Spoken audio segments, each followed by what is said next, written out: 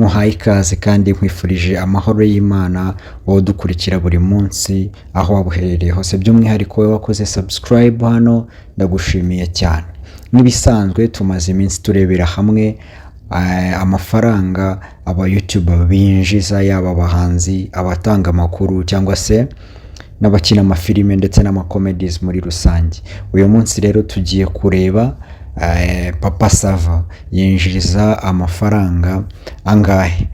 Bashyiramo imbaraga cyane bagatanga episodes menshi. Nk'ubu Papa Sava ari mu bantu umunsi utajya atuploadinze episode kuri channel ye, cyane ko mu mezi 5 ashize ya celebratinze episode 1000 za Papa Sava.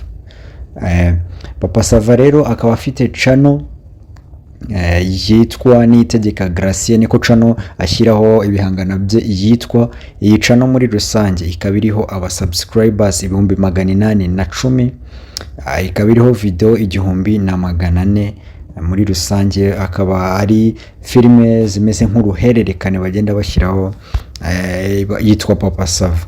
Iyi hard work cyangwa se imbaraga bashyiramo, reka turebe feedback cyangwa se nabo umusaruro wakura mu gukora cyane kugira ngo bashimisha abakunda n'ababakurikira muri rusange. Reka turebere hamwe ino channel ese yaba yinjiriza amafaranga ngahe uyu mugabo.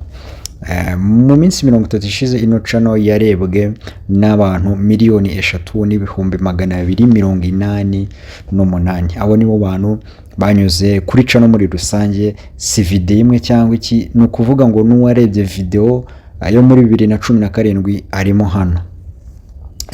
Reka turebe rero ku kwezi ino channel yinjiza amafaranga ngahe mu mufuka wa Nitegeka Gracie.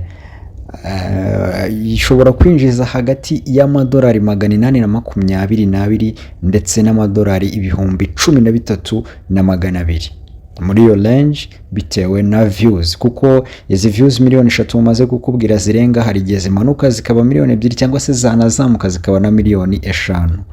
Uko rero views zizamuka niko n'aya mafaranga iyi range irimo hagati agenda ahindagurika. Ku mwaka rero ikaba ari channel ishobora kumwinjiriza amadolari hagati y'amadolari 9,900 ndetse n'amadolari 157,800 ku mwaka.